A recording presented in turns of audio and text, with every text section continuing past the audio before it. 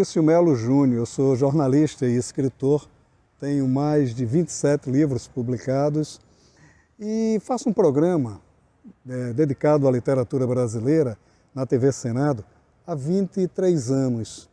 E como é que começou essa história? Eu sou de Catende, nasci ali à sombra da usina Catende, fui criado em Palmares, a cidade vizinha, e sempre gostei de ler. A primeira memória que eu tenho é a memória do leitor. Eu sempre gostei de ler.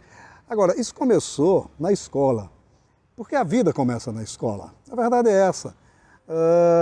A família nos ensina muito, a família é a nossa base, é fundamental, não resta a menor dúvida. Agora, a escola nos ensina a convivência. A escola nos ensina o que é certo e o que é errado, nos ensina a respeitar as diferenças. Isso foi a grande lição que a escola me deu. E como eu era um rapaz, um garoto, digamos assim, hiperativo, eu fui mandado para uma escola em Palmares, o Externato Santo Inês, onde a dona Alzira Rocha Cavalcante tomava absolutamente conta de tudo. Ela nos ensinava com, não uma palmatória, mas com uma régua. E aquela régua dela era terrível. Tínhamos que nos comportar muito bem, graças à sacrossanta régua de Dona Alzira. Mas era interessante, eu a conquistei com a palavra. A gente saía de férias e na volta das férias ela dizia assim: escrevam sobre suas férias. Minhas férias eram as férias comuns, eu ia normalmente para a casa de um avô que morava no interior de Alagoas, em Matriz de Camaragibe, e tínhamos uma vida, bom, enfim, umas férias como qualquer férias de qualquer menino. Só que quando eu tinha que escrever sobre essas férias, aí eu dizia que andava em cavalos revoltosos, alazões belíssimos, sob o luar e tal. Eu andava a cavalo, mas normalmente era um pangaré. Mas na minha redação, meu cavalo era belíssimo. Eu nadava em rios caudalosos e tal. Eu nadava no rio Camaragibe, que era um rio modestozinho, mas para mim era um rio caudaloso. Eu vencia montanhas, né? Era uma epopeia digna de qualquer filme hollywoodiano, né? E eu ficava muito preocupado por isso. Dona Alzira sempre me dava boa nota pelaquela minha redação, e eu ficava preocupado e não mostrava em casa, porque as pessoas iam saber que era mentira minha. Dona Alzira sabia que era mentira, meu irmão que estudava na sala ao lado sabia que era mentira. Eu não podia dizer para as pessoas.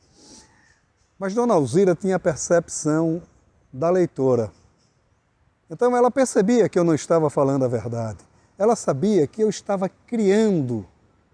Era o espírito do Criador que estava ali. E ao respeitar o espírito do Criador, Dona Alzira me levou à arte, à cultura e ao desejo de contar histórias. E é isso que eu tenho feito por toda a minha vida. Fiz jornalismo para poder contar história. Afinal de contas, eu costumo inclusive brincar que o jornalismo é a única profissão do mundo que você ganha para falar da vida alheia. E isso é fantástico, porque você tem essa autorização. É mais ou menos ali como James Bond, que tinha licença para matar, né? Nós temos licença para falar dos outros. Né? É uma coisa interessante. E daí toda a nossa responsabilidade como jornalista, né? Nossa responsabilidade é até maior.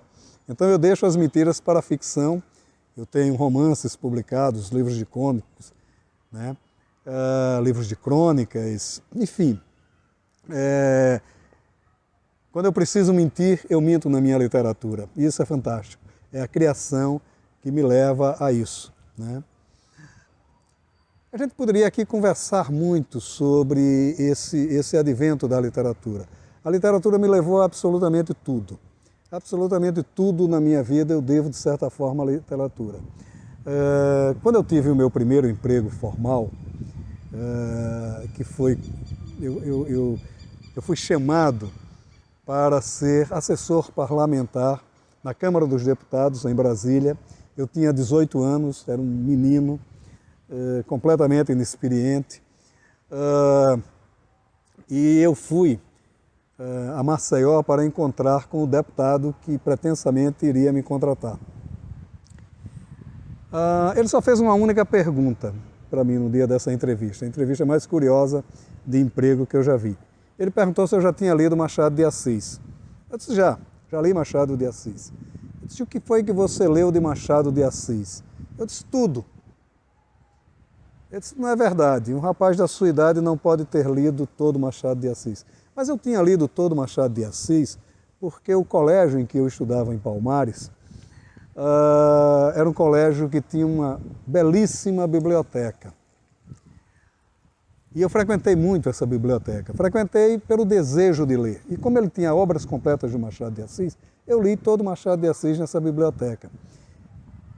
E eu não espero que os alunos de hoje não façam isso, não tenham que fazer isso, mas eu descobri uma coisa curiosa naquele período, que era o seguinte, sempre que você aprontava alguma, você era mandado para a biblioteca como castigo, e eu adorava esse castigo, porque aí ficava à tarde lendo, né? Eu estudava à tarde, e eu ficava ali à tarde lendo, me deliciando com aqueles livros fantásticos e tal, né? Por isso eu li todo Machado de Assis.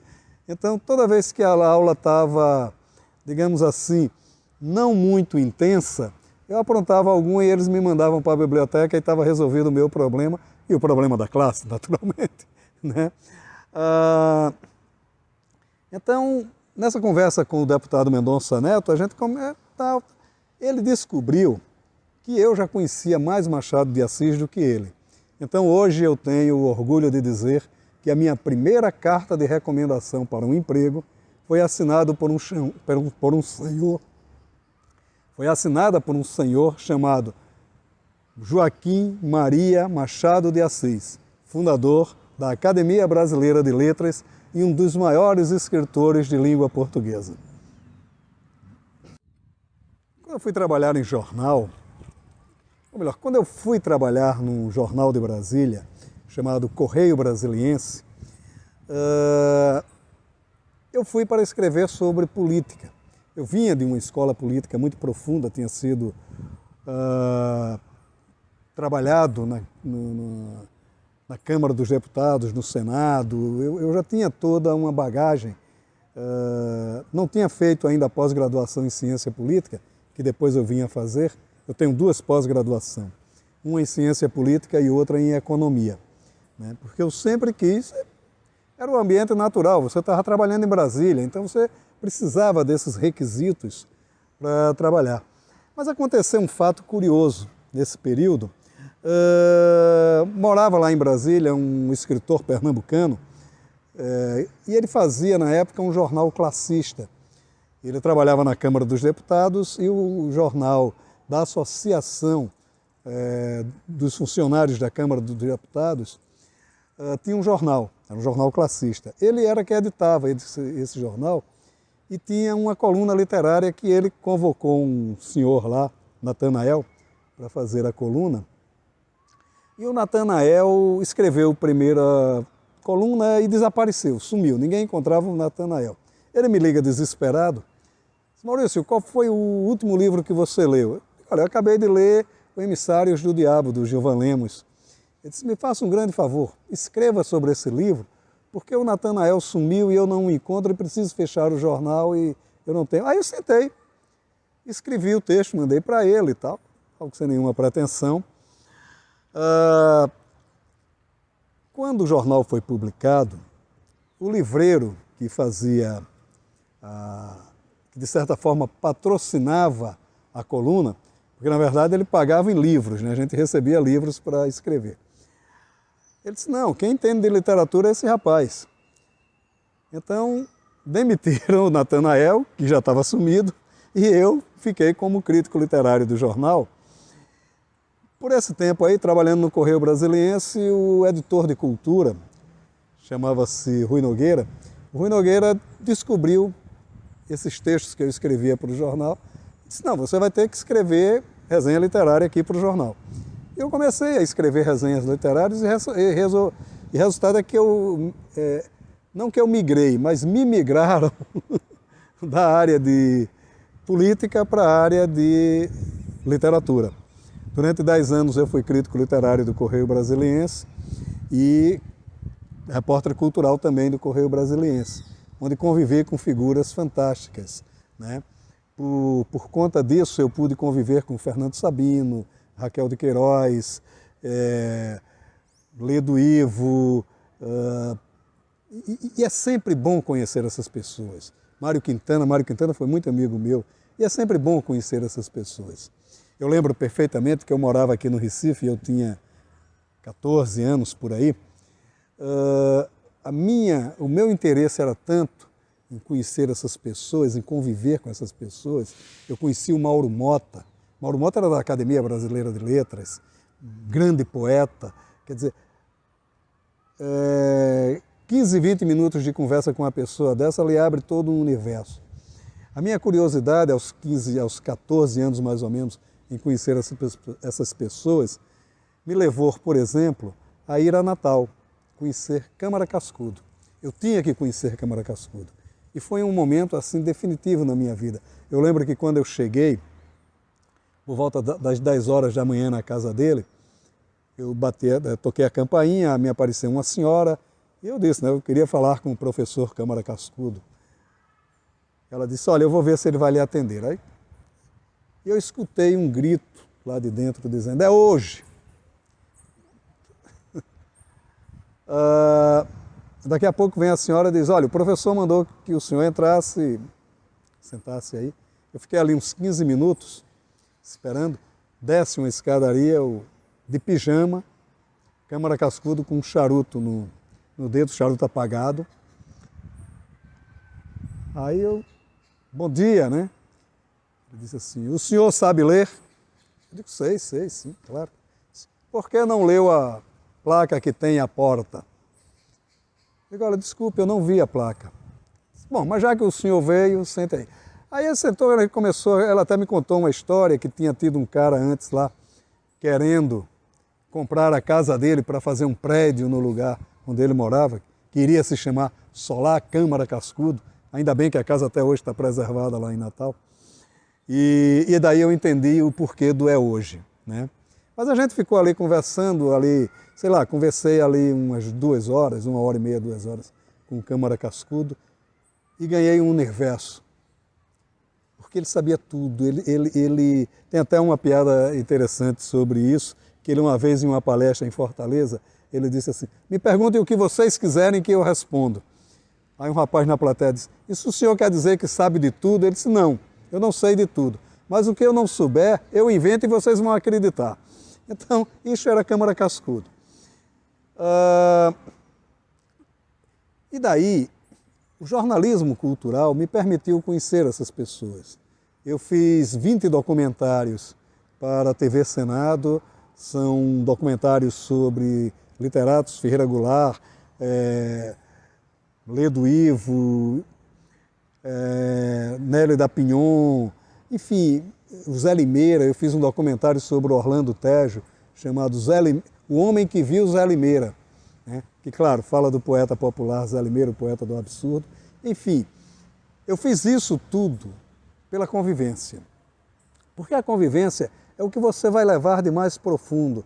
Os judeus, sabiamente, dizem o seguinte, cuide da sua cultura, porque podem lhe roubar absolutamente tudo. Todas as joias que você tiver vão lhe roubar, menos o conhecimento. O conhecimento ninguém lhe rouba. E isso é o que me aprofundou a ser jornalista, a ser escritor. É isso que eu tento passar nos meus livros. Sempre busco aliar uma reflexão sobre o meu tempo, afinal de contas eu escrevo para o meu tempo. Há uma conscientização do que é o futuro, né? Um dos meus livros chamado Noites Simultâneas, que eu levei 20 anos para escrever. Eu escrevi, não gostei, deixei 20 anos na gaveta, retomei o livro, reescrevi ele 17 vezes, aí desisti de escrever e publiquei. Que a gente nunca acaba de escrever um livro também, isso é outra verdade. A gente sempre desiste. Nesse livro eu falo sobre o que foi a Revolução de 64, como isso doeu nas pessoas, de como isso formou toda uma geração. E isso serve de norte para muitas reflexões políticas que a gente deve fazer hoje, que a gente deve fazer sempre. Mais vale a liberdade do que qualquer outro ponto, né? Eu lembro muito de um poeta de minha profunda admiração, um poeta português chamado Miguel Torga, guardem este nome é fundamental. O Miguel Torga, durante anos, ele próprio editou os livros dele. E as pessoas às vezes diziam que era uma certa ponta de ambição dele, e não era. Na verdade, ele se recusava a submeter os livros dele à censura. Para que não houvesse censura, ele mesmo publicava. Os livros depois eram proibidos. O Conto da Montanha, por exemplo, que se chamava Contos em Portugal, ele depois publicou, ele mandou para ser publicado aqui no Brasil, porque ele sabia a importância desse livro. E assim, na trajetória enquanto ele vive, um dos poucos livros que foi editado por editora. E aqui no Brasil recebeu o nome de Contos da Montanha. Depois ele publicou, aí ele quando publicou outro livro de contos dele, ele já nomeou de Novos Contos da Montanha, né? Então, quer dizer, o Torga fazia tudo isso em defesa de uma única coisa, a liberdade de escrever. Isso é que é fundamental. Ao escritor, o fundamental é a liberdade de escrever. Se a gente não tiver a capacidade de escrever exatamente aquilo que a gente pensa, é melhor não escrever. Eu sempre digo que é o seguinte, o fundamental para um escritor é uma caneta e um bloco de anotações. A partir daí ele pode criar mundos. Mas tem o seguinte, ele precisa escrever sobre esse mundo. Não adianta eu chegar para a plateia e contar o romance mais belo do mundo, o romance mais belo que eu posso produzir, se eu não escrever este romance. Este romance tem que ser escrito. A palavra escrita é a palavra eterna. Pode ser um erro, que será um erro eterno, mas é o que vai sobreviver. Bom, eu sempre lidei com a palavra, né? A palavra sempre foi minha ferramenta de trabalho desde sempre. Eu lembro que eu ainda muito menino, eu ganhei um concurso literário na minha escola com um soneto. Um soneto chamado... Eu não lembro o título mesmo do soneto, mas eu lembro a temática. Era a temática das mãos de uma pessoa velha, que teria construído mundos e tal, né? Devia ser muito ruim, eu não sei, eu não tenho muita lembrança desse soneto. Mas eu acho que foi fundamental eu tê-lo escrito, e depois que eu descobri que era um plágio involuntário. Quando morreu a Hermantina, que era a esposa do Mauro Mota, ele escreveu as famosas elegias dele, e uma das elegias era para as mãos dela, né? Mãos que construíam vida, né? Que construíram vidas. Então, quer dizer, a literatura também tem disso, né? A gente acaba... né? Mas eu não tinha assim, grandes pretensões de escrever literatura, eu queria escrever jornalismo mesmo, fazer jornalismo, sempre fiz isso. Agora, sempre um leitor compulsivo, sempre li muito, sempre estava com um livro à mão, sempre estava lendo, né? E buscando novos autores, enfim. Nunca estudei letras, mas a leitura sempre foi a minha base para absolutamente tudo. Até que um dia o Arnaldo, ele tinha fundado a Edições Bagaço, né, e estava se fazendo livros infantis. Eles começaram editando livros infantis, infantos juvenis. Ele me pediu um texto. Eu nunca tinha escrito ficção, a não ser as tais ficções do começo da minha história lá com Dona Alzira, né? Mas isso aí era perdoável pela infantilidade, né?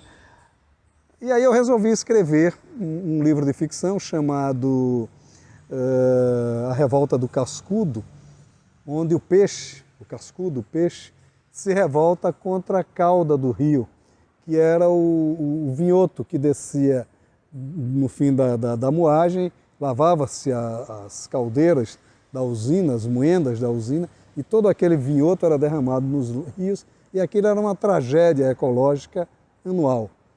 O cascudo se revolta com isso, consegue impedir que isso seja feito, e, enfim, decorre toda a ação do livro. É um livro de revolta mesmo. O cascudo chama todos os seus amigos, né, fluviais e conseguem impedir que a cauda polua o rio. A partir de então, eu comecei a escrever muitos livros, sobretudo a pedido da Bagaço, porque todo livro, pelo menos todos os livros que eu escrevi, foi de encomenda, né? Quando o editor não me encomendou um livro, né, como por exemplo a Crônicas de Mateus, que é uma coleção de 10 exemplares falando sobre os folguedos nordestinos, um para cada estado do Nordeste, que são 9. Então, para completar o 10º, eu acabei escrevendo 2 sobre Pernambuco, né? A gente sempre tem que puxar a sardinha para a nossa brasa.